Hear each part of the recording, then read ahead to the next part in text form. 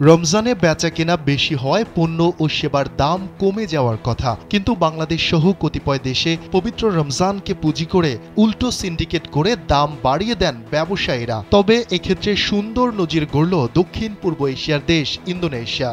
চীনের বার্তা সংস্থা সিনহুয়া জানিয়েছে, পবিত্র ঈদুল আজহাকে সামনে রেখে ইন্দোনেশিয়ার প্রেসিডেন্ট প্রাবায়ো সুবিয়ান্তো অভ্যন্তরীণ ফ্লাইটে বিমান যাত্রীদের ভাড়া কমানোর নির্দেশ দিয়েছেন। একই নির্দেশনায় কতগুলো হাইওয়ে বা মহাসড়কে টোল কমাতেও বলা হয়েছে। প্রতিবেদনে বলা হয়, রাজধানী জাকার্তা ও বন্দর নগরী সুরাবাইয়া সহ বড় বড় শহরে ঈদের আগে মানুষের ঘরে ফেরায় ব্যাপক চাপ পড়ে।